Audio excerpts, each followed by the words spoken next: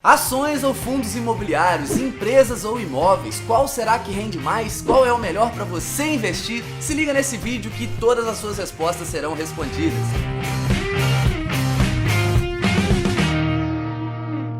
Fala, pobre mortal, tudo bem com você? Eu recebi a seguinte pergunta lá no meu Instagram essa semana. Rufino, qual vale mais a pena investir, ações ou fundos imobiliários? E como a resposta dessa pergunta é muito mais complexa, eu preferi fazer um vídeo completinho aqui pra você no nosso canal. E claro, se você acha que esse tema é interessante, se você também já teve essa dúvida, já deixa o seu like aqui, se inscreva no canal e compartilhe com seu amigo que pode ter essa dúvida também. Assim você contribui com o meu trabalho e vamos cá entre nós, né? Você não faz esforço nenhum pra fazer isso, tá? Então compartilha esse conhecimento aí, que vai ser muito legal. Vamos direto ao ponto então, como sempre aqui. Esses dois são os principais ativos de renda variável que o pessoal sempre gosta de estudar e também são os principais da minha carteira. As ações são pequenas partes de empresas. Essa é a nossa oportunidade de nos tornarmos sócios das maiores empresas do mundo. As maiores empresas do mundo estão na bolsa de valores e nós ali com 10, 20, 30 reais conseguimos nos tornar sócios delas. Quando você compra ação do Itaú, do Bradesco, da Petrobras, da Vale, da Ambev, da WEG, você está se tornando um pouquinho dono desse negócio também. A mesma ação que o sócio fundador tem, você pode adquirir também na bolsa de valores. Por outro lado, os fundos imobiliários são pequenas partes de, digamos que um condomínio de imóveis, tá? Então quando você compra ali um fundo imobiliário, normalmente o preço vai aí de 100 a 200 reais da cota, você vai estar comprando uma pequena parte de diversos prédios diferentes, diversos edifícios diferentes, em diferentes cidades brasileiras e, claro, com características diferentes também. Então se você achou que para investir em imóveis você precisava desembolsar algumas centenas de milhares de reais, você estava enganado, você consegue fazer isso com 100, 200 ou até mesmo 10 reais, que tem alguns fundos que são bem baratinhos assim também. Não é para você assistir esse vídeo aqui e sair comprando ações, fundos imobiliários sem estudar sobre os ativos. Uma coisa que eu falo de início: comece aos poucos na renda variável, porque sim, se você investir sem entender sobre esse assunto, você pode inclusive perder bastante dinheiro. Mas vamos às diferenças entre eles e as principais vantagens e desvantagens de cada um. Primeiramente, as ações elas vão ser mais voláteis, então isso significa que o preço dos ativos no curto prazo tende a variar mais em relação aos fundos imobiliários. Só você pensar que os resultados de uma empresa tendem a ser muito mais imprevisíveis do que os aluguéis de determinados imóveis. Por outro lado, essa maior volatilidade vem também acompanhada de um maior potencial de retorno. Pensa comigo, é muito mais fácil que uma empresa se multiplique por 10 do que um conjunto de imóveis, né? Então é muito mais complicado para os imóveis crescerem. Os fundos imobiliários, então, eles tendem a ter uma previsibilidade um pouco maior de crescimento, enquanto as ações são mais imprevisíveis, mas te dão um potencial maior de retorno. Existe uma máxima no mercado que serve não só para diferentes classes de ativos, mas também dentre vários ativos de uma mesma classe, que é: quanto maior o risco, maior a possibilidade de retorno. Se isso não está funcionando aí nos investimentos que você tem, deve ter alguma coisa errada. Olha só, eu não tô querendo te assustar aqui falando de risco, de volatilidade, de perder dinheiro, não. Pelo contrário, a volatilidade ela é nossa amiga e ela só existe porque existe muita liquidez nesses dois mercados. E outra coisa, com uma boa diversificação, com bons estudos dos ativos, que é muito mais fácil do que parece, e também pensando sempre no longo prazo, fica muito mais fácil a gente acertar as boas escolhas aí, né? E investir em bons negócios, em bons fundos imobiliários. Falando de como escolher bons ativos, né? Sobre a análise fundamentalista, tenho que dizer também que a análise de fundos imobiliários ela é ligeiramente mais simples do que a análise de ações, tá? Então, no caso, quando você vai analisar ações, você precisa entender um pouco mais de contabilidade, né? Entrar mais a fundo da empresa, até porque cada empresa vai ter sua característica exclusiva, então a gente precisa, todo ativo que a gente vai colocar, estudar bastante ali, mesmo às vezes sendo de um mesmo setor. Enquanto com os fundos imobiliários, apesar de terem as suas particularidades também, já é algo um pouco mais simples, tá? A análise de um contra o outro já é mais fácil de ser feita. Outra coisa, dividendos. Vocês estão sempre me perguntando aqui sobre esses rendimentos recorrentes que nós temos tanto nas ações quanto nos fundos imobiliários. Não sei se você sabe disso, mas pensa comigo. Você se tornou sócio de uma empresa comprando uma ação. Essa empresa tem lucro, para onde vai o lucro?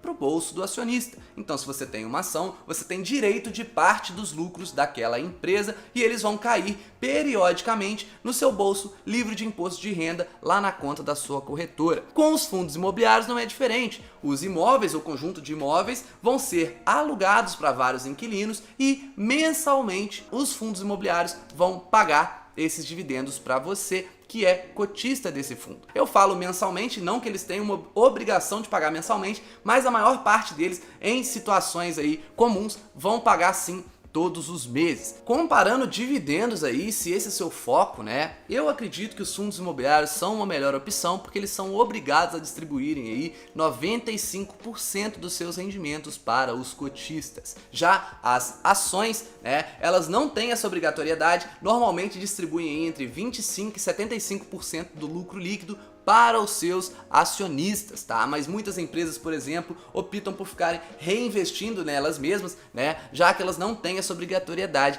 de distribuir tudo para os seus acionistas. Em relação à periodicidade, já falei aqui que os fundos imobiliários costumam pagar todos os meses, já as ações, mesmo aquelas que são muito boas pagadoras de dividendos, né? Que pagam muitos dividendos, costumam pagar aí trimestralmente, semestralmente ou até mesmo anualmente, tá? Mas não existe essa regra. Até existem algumas que distribuem mensalmente, como o Banco Itaú e o Bradesco, mas isso não é regra não, inclusive essas são grandes exceções. Em relação a investimento mínimo, as ações costumam ter um investimento mínimo ligeiramente menor que os fundos imobiliários. Lembrando que os fundos imobiliários não têm lote mínimo mais, tá? E as ações ainda têm o lote mínimo de 100, porém você consegue comprar no mercado fracionado somente uma única ação. Sendo assim, apesar dos dois investimentos serem bem acessíveis, eu considero as ações com uma liquidez maior e também mais acessíveis para o investidor iniciante. Em relação a custos de transações, algumas corretoras ainda cobram corretagem para ações, mas é bem raro corretoras que cobram corretagem para fundos imobiliários. Então, para você, quando você vai comprar ou vender ali uma ação ou fundo imobiliário, os fundos imobiliários costumam ser mais baratos, tá? Apesar de que tem várias corretoras onde os dois já são gratuitos aí, e eu acredito que é uma tendência que todas as corretoras se tornem gratuitas também, ou tenham uma taxa de corretagem bem baixinha. Sobre o imposto de renda, já falei aqui nesse vídeo que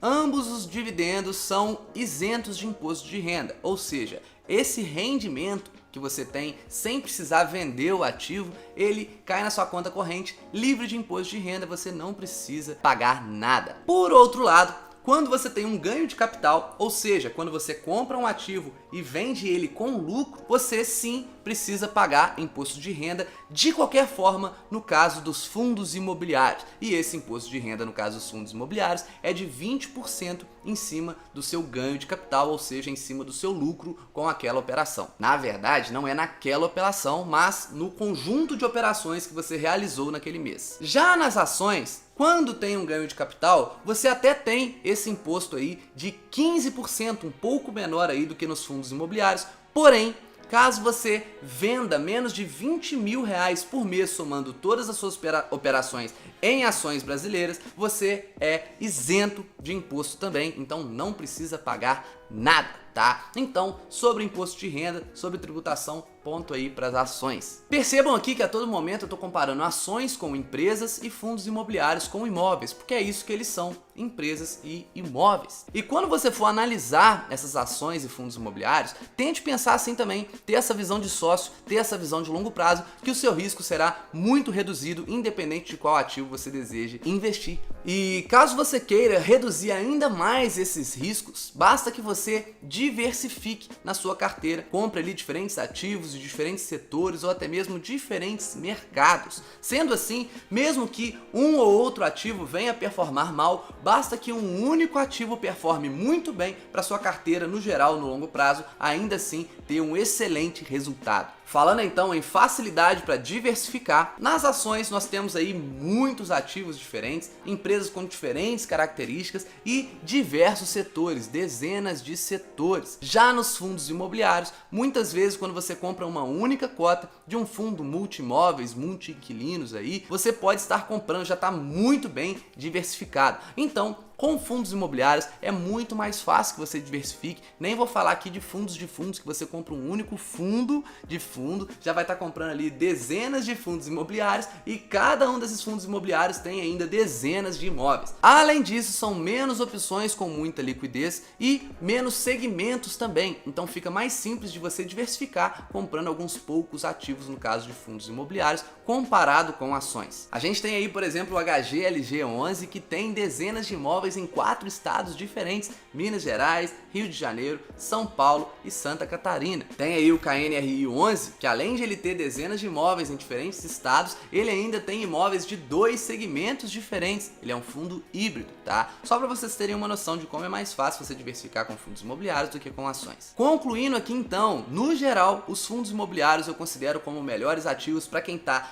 iniciando e ainda não sabe como analisar uma ação, e também para quem já está com seu patrimônio formado e quer somente viver dos rendimentos agora já. Por outro lado, as ações, apesar de serem um pouquinho mais complicadas de analisar e também de ter uma volatilidade, um risco um pouco maior, elas possuem um potencial de crescimento muito maior, tá? Então, já recomendo mais ações para aqueles que querem realmente, que ainda tem muito tempo pela frente e querem multiplicar muitas vezes aí os seus investimentos. Para falar a verdade, eu acredito que as duas classes de ativos têm espaço em qualquer carteira de investimentos. Basta que você estude um pouquinho só para aprender a investir aí pro resto da vida. A gente ensina isso nos nossos cursos gratuitos, nos vídeos aqui, né, que nós soltamos semanalmente, e qualquer dúvida que você tiver sobre qualquer um desses ativos, basta me perguntar ou aqui nos comentários ou no meu Instagram aí, @1milhão30. Uma carteira bem diversificada é capaz de te dar o maior retorno com o menor risco, e é por isso que eu defendo essa diversificação, desde que você saiba o percentual ideal de cada classe de ativos na sua carteira. Me diz aqui nos comentários qual você gosta mais, ações ou fundos imobiliários, e se você gostou desse vídeo, deixa seu like, se inscreva no canal e compartilhe com seus amigos.